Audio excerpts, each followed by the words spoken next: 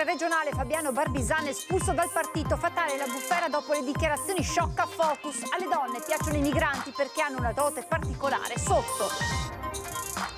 Una sentenza giusta, quella ragazza ha sempre mentito, ma nessuno potrà restituirmi mio figlio. Dopo la condanna a 24 anni per Valentina Boscalo, parla la mamma del 24enne padovano ucciso con una coltellata. Senza di lui una lotta ogni giorno. Sembra di essere in un film crudele, le lacrime della zia del 35enne di Zero Branco, residente a Salzano, morto nell'assurdo incidente nel Bellunese. I familiari non si danno pace per il dramma. Lui ha un lavoro regolare e stabile, ma nessuno affitta alla sua famiglia una casa. La storia di papà, mamma e 2 bimbi tunisini che da 3 settimane a Padova sono costretti a vivere in auto. Il maltempo è arrivato sul Veneto ed è destinato a peggiorare. Allerta fino a sabato per forti rovesci, temporali e raffiche di vento su tutto il territorio. Olimpiadi 2026, nessuna redistribuzione delle gare come chiesto da Zaia. A dirlo oggi il sindaco di Milano Giuseppe Sala, non ci sono margini per ridisegnare la mappa delle discipline olimpiche. Peregrinazio di Pio X, domani alle 18 in diretta su Antena 3 la messa solenne officiata dal Patriarca di Venezia e dalla Chiesa della Madonna della Salute. Edizione regionale dei nostri telegiornali, buonasera e ben ritrovati. In primo piano la politica con il terremoto nella Lega, con il consigliere regionale Fabiano Barbisan che è stato espulso dal partito. Il tutto dopo la bufera in seguito alle dichiarazioni shock rilasciate su donne e migranti nel corso della puntata di Focus di martedì sera. I ragazzotti, se dice neri, no, bisogna dire dei colori. Ma sono adesso, fisicamente forse alle donne piacciono perché hanno magari un'altra dote sotto. Dicono. Dai. Queste affermazioni meritano solo il totale disprezzo. Ma dove siamo finiti? Si fanno campagne per tutelare le donne, contro la violenza delle donne, contro la violenza di genere, e te vai a dire in prima serata in TV una cosa del genere, ma non è degna neanche di essere una battuta da bar dei primi del Novecento. Dal salotto di Focus alla cacciata dalla Lega. E poco importa che nel frattempo il diretto interessato si sia scusato. Il destino politico di Fabiano Barbisan cambia nel giro di poche ore, ma sono ore dense di durissime polemiche e di attacchi. Tanto da spingere il segretario veneto del Carroccio, Alberto Stefani, a decidere l'espulsione di un leghista di lungo corso come il 69enne consigliere regionale. A Palazzo Ferrofini dal 2015, rieletto nel 2020 con la lista Zaia e poi inserito nel gruppo misto, ma soltanto per ragioni politiche di allargamento della maggioranza. Un fedelissimo del governatore, lui che era stato consigliere ministeriale per la zootecnia proprio mentre Zaia era a capo del Dicastero dell'Agricoltura. Accade tutto a Focus, martedì sera, tema cardine, terrorismo e immigrazione, e nel dibattito sui migranti Barbisan se ne esce così. I ragazzotti, se dice neri, no, bisogna dire dei colori. Ma sono adesso, fisicamente forse alle donne piacciono perché hanno magari un'altra dote sotto. Dicono. Dai. Tradotto in termini meno espliciti, le donne sono favorevoli all'integrazione perché attratte sessualmente dagli uomini di colore. Imbarazzo e gelo in studio, reazione immediata del direttore Luigi Bacialli. Barbisan, cioè noi possiamo dire di tutto qui, ma non facciamo riferimenti così pesanti. Sì, no. No, voglio dire, dai, io mi dissocio da quanto è stato. Al di là della battuta, fare riferimenti, diciamo, ai genitali, insomma, sì. lasciamo stare, dai. L'antipasto era arrivato qualche minuto prima, mentre si parlava delle popolazioni dell'Africa ridotte alla fame. Fino a ieri l'Occidente è sempre andato a depredare le ricchezze lasciando il popolo alla fame. Dai. Abbastanza per scatenare la reazione con le sue parole che rimbalzano anche a livello nazionale. Donne e migranti, tra la prima e la seconda dichiarazione un 1-2 memorabile che ci riporta al tempo dei cavernicoli, l'attacco degli esponenti del PD a Palazzo Ferrofini. Quella è una vera e propria azione di violenza verbale nei confronti delle donne, anche un'azione denigratoria nei confronti delle donne. Per il coordinamento donne della CGIL del Veneto, parole indegne da parte di un rappresentante istituzionale che evidentemente coltiva idee incompatibili con i valori democratici e costituzionali. Travolto dalla tempesta, Barbisan cerca di uscirne con una nota. Mi scuso per quanto accaduto, scrive. Quelle mie parole non rappresentano né i miei valori, né soprattutto il pensiero del movimento e del gruppo al quale appartengo. Sull'onda emotiva della diretta televisiva, purtroppo, mi sono fatto colpevolmente trascinare dagli argomenti della discussione. Ma non serve. La sentenza di Alberto Stefani arriva poco dopo. Affermazioni indegne e vergognose, scrive, da punire con massima severità. Le scuse non bastano, nemmeno al partito. Via dalla Liga Veneta, e non manca chi ora lo vorrebbe anche fuori dal palazzo. E non è una questione di essere politicamente corretti, è una questione di rispetto, è una questione di cultura politica, non si può stare nelle istituzioni e dire cose di questo genere. E sul fronte allarme e terrorismo tornano i controlli ai confini con la Slovenia per contrastare l'ingresso di possibili terroristi tra i migranti della rotta balcanica. Era un'ipotesi che avevamo già prospettato come amministrazione regionale, è un intervento doloroso per il Friuli Venezia Giulia, ma che ormai è assolutamente necessario. L'assessore a sicurezza e immigrazione del Friuli Venezia Giulia, Pierpaolo Roberti, ringrazia il governo per il ripristino dei controlli al confine con la Slovenia, deciso ieri a partire da sabato 21 ottobre, pur non nascondendo la preoccupazione tra la popolazione locale che la sospensione del Trattato di Schengen per un periodo di 10 giorni prorogabile fino a 6 mesi possa causare disagi a chi opera a cavallo del confine e rassicura. Per cercare di contrastare quei flussi illegali della rotta balcanica, ma in più evidentemente dopo l'aggressione di Hamas nei confronti di Israele e soprattutto dopo l'attentato di Bruxelles, evidentemente l'attenzione deve salire. Questi controlli servono proprio a questo. L'auspicio, come ha pur dichiarato il ministro dell'Interno Piantedosi, è che questi controlli serviranno per controllare appunto, quindi i disagi dovranno essere limitati quanto più possibile invece per i nostri cittadini che vivono da transfrontalieri e che fortunatamente sono ormai abituati a vivere in un'Europa senza confini interni. Il modello insomma non deve far pensare al blocco attuato durante la pandemia dalla Slovenia nei confronti dell'Italia. I controlli saranno calibrati per causare il minor impatto possibile sulla circolazione transfrontaliera e sul traffico merci. È probabile che si tratterà di controlli a campione piuttosto che a tappeto, ma sulle modalità stanno lavorando prefetture e forze dell'ordine. Posso semplicemente dire, chiaro che dal punto di vista operativo non spetta certamente a noi stabilirlo, posso però sicuramente dire che quello che abbiamo visto in pandemia, quando per bloccare i confini sono stati messi da parte slovena dei massi in mezzo alla strada per bloccare fisicamente il passaggio, non è quello che vedremo nei prossimi giorni, nelle prossime settimane. Vedremo certamente un intensificarsi della presenza delle forze dell'ordine, un controllo maggiore di chi passa e soprattutto un controllo di chi passa illegalmente, senza documenti, senza che sappiamo chi sia quella persona lungo i nostri confini, e questo dovrebbe essere a garanzia di tutti. Adesso la storia di una famiglia tunisina che a Padova da 3 settimane vive in auto con 3 bimbi piccoli. Io dormo a macchina con 2 bambini e non ho trovato neanche l'hotel pieno. E tanto pagare una notte 70 euro, 100 euro. E tanto. Nader e Asma vivono in macchina da 3 settimane con i loro figli, un bambino di 4 anni e mezzo, una bambina di 11 mesi. Sono arrivati dalla Tunisia 2 anni fa. Hanno regolare permesso di soggiorno. Nader ha un impiego a tempo indeterminato, eppure nessuno vuole affittare loro una casa. Io ho tempo determinato, contratto di lavoro, non problema di mangiare, non problema solo la casa. Io ho cercato tutto, tutta l'agenzia, lascia tu numero, ti chiamo. E niente. Lui sempre gira con la mia macchina, 20 euro, 30 euro gasolio, a mattina, a sera.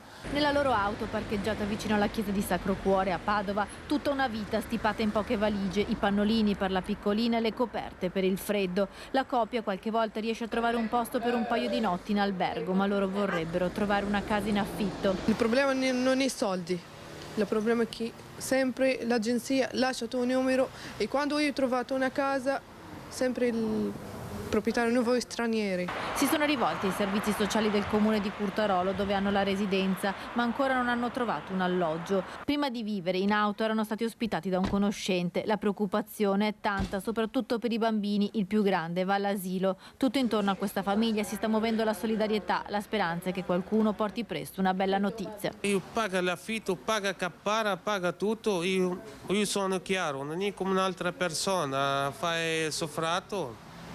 Io solo lavorare, sempre lavoro, anche non fai malattia. Io sono stato adesso 1 anno e 10 mesi con il mio azienda, solo una volta che ho fatto malattia. Ho bisogno di una casa, per favore aiutami. Condannata in primo grado a 24 anni di carcere per l'omicidio di Mattia Caruso, il giovane con cui aveva una relazione. Si aprono le porte del carcere per Valentina Boscaro dopo la sentenza pronunciata ieri sera in tribunale a Padova. Oggi per la prima volta parla la mamma di Mattia Caruso. C'è una condanna, 24 anni, c'è un risarcimento, ma lei ha detto nessuno mi restituirà mio figlio. Com'è quest'anno e mezzo, quest'anno e qualche mese senza Mattia? Com'è?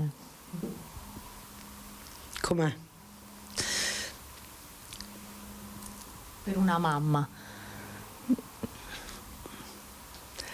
È una lotta ogni giorno. Dal 25 settembre del 2022 Rosa Caruso lotta ogni giorno contro il dolore, contro un'assenza che non potrà mai essere colmata, la perdita di un figlio. Ieri in aula Rosa, insieme a suo marito Tino, ha ascoltato la sentenza che ha condannato in primo grado Valentina Boscaro a 24 anni di reclusione per aver ucciso suo figlio Mattia con una coltellata al cuore. Siamo soddisfatti della sentenza che è stata data.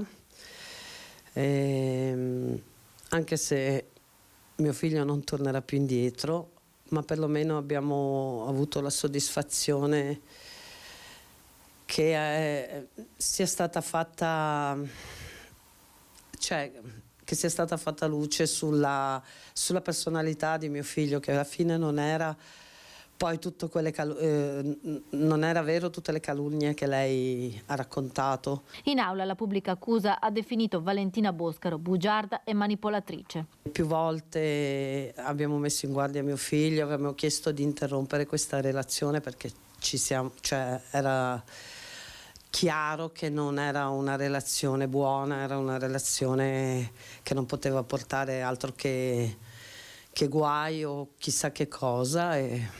Però purtroppo lui non sentiva nessuno, vedeva solo lei, era innamorato. La storia dell'aborto che tanto si è discusso ieri in aula, voi ne eravate a conoscenza? No, noi non abbiamo mai sentito niente di tutto ciò, non sapevamo niente, penso che sia una storia inventata anche questa. Mattia, da quando stava con Valentina, era cambiato, racconta mamma Rosa.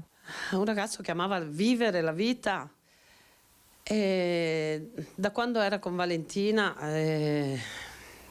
ogni giorno peggiorava la cosa. Lui è cambiato caratterialmente, proprio era sempre nervoso, sempre arrabbiato. Ieri in aula Rosa e Valentina per pochi istanti hanno incrociato lo sguardo. Non ha un minimo di pentimento, non è pentita per niente. Era fredda, era addirittura sorridente, l'ho vista sorridere. No, penso che non sia pentita. Allerta gialla per una nuova ondata di maltempo in arrivo, meglio già arrivata sul Veneto nelle prossime ore. Il meteo regionale fa sapere che da oggi fino a sabato il tempo sarà instabile con precipitazioni diffuse su zone montane e pedemontane più sparse, irregolari in pianura ma con probabili rovesci e temporali anche intensi nel pomeriggio di domani. Piogge ma anche venti forti o molto forti in quota e sulla costa. La tragica fine di Manuel Favaro, morto ieri nel Bellunese per l'impatto con un cervo mentre guidava il suo camion. Sotto sequestro i mezzi, disposta l'ispezione cadaverica. Le indagini sono in corso e resta inconsolabile il dolore dei familiari. È una morte che non esiste, sembra un film, non è una morte tollerabile, diciamo così, ecco. Una cosa tremenda, non si può dire altro. È talmente assurda da apparire irreale la dinamica che ha portato alla morte di Manuel Favaro, il camionista di Scandolara, residente a Salzano, morto con ogni probabilità dopo essere stato trafitto dalle corna di un cervo piombato nell'abitacolo del tir che stava guidando sulla strada provinciale tra Borgo Valbelluna e Querovas. Mentre è stata disposta l'ispezione cadaverica sul 35enne, i carabinieri di Feltre, guidati dal capitano Luca Innelli, si stanno occupando dell'istruttoria. Al momento non ci sono né indagati né ipotesi di reato colpo, tanto la concatenazione di eventi è stata tragica. La testa e la parte anteriore del cervo sono piombati addosso all'autista dopo che l'animale aveva urtato contro una Golf che stava procedendo sul lato opposto. L'ungulato di fatto è volato all'altezza dell'abitacolo. Sia l'auto che il tir sono ora sotto sequestro. La zia Luciana, come tutti i familiari del 35enne, non si dà pace. Manu era un grande, aveva la passione del ballo, aveva la passione della piscina, della bici, era un grande, era un bravo papà e è un bravo ragazzo, insomma, in tutti i sensi. Non perché adesso non c'è più, ma noi,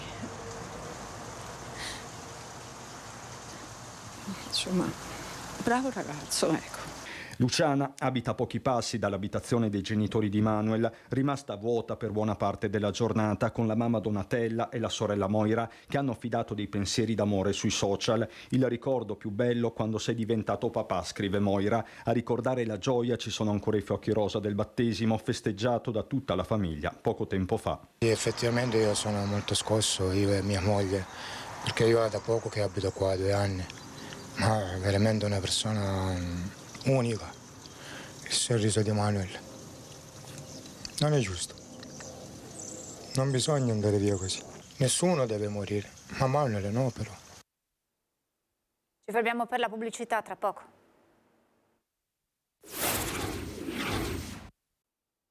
Rieccoci in diretta per parlare delle Olimpiadi invernali 2026. Nessuna ridistribuzione delle gare come richiesto dal presidente Zaia. A dirlo oggi il sindaco di Milano Giuseppe Sala, che ritiene non ci siano margini per ridisegnare la mappa delle discipline olimpiche. Sala solidarizza con il sindaco di Cortina. Tutti sapevamo che la cosa era delicata, ma abbiamo detto proviamoci. Dichiarazioni queste che certamente faranno discutere. La peregrinazio delle spoglie di Papa Pio X vivrà domani uno dei momenti liturgici culminanti. Domani sera alle 18 Antenna 3 trasmetterà in diretta dalla Basilica di Santa Maria della Salute la Santa Messa Solenne presieduta dal Patriarca di Venezia Monsignor Francesco Moraglia, alla presenza delle autorità cittadine, associazioni, confraternite e di tutti i fedeli della diocesi. Per questa ragione anche la nostra programmazione serale avrà eccezionalmente solo per domani alcune modifiche. Al termine della celebrazione andrà in onda il telegiornale di Treviso, come sempre alle 19:30, seguito dalle edizioni di Veneto e Venezia. Con quest'ultima notizia termina la nostra edizione del telegiornale. Vi lascio come sempre le previsioni meteo. Grazie, buona serata.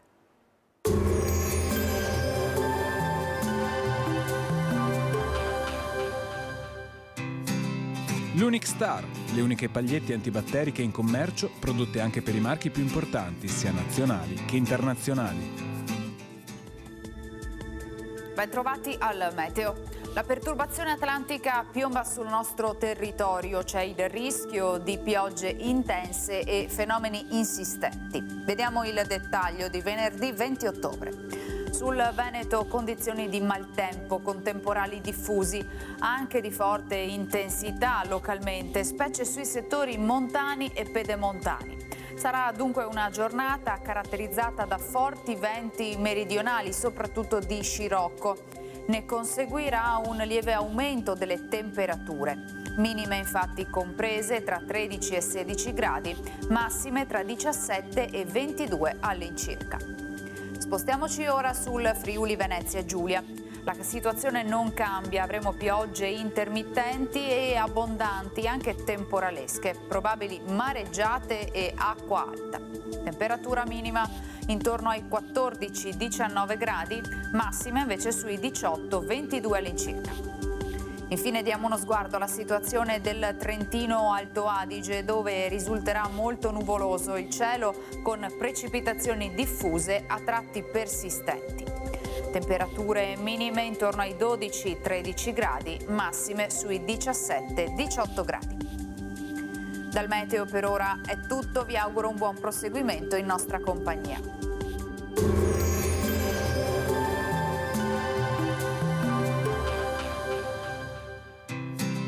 L'Unic Star, le uniche pagliette antibatteriche in commercio, prodotte anche per i marchi più importanti, sia nazionali che internazionali.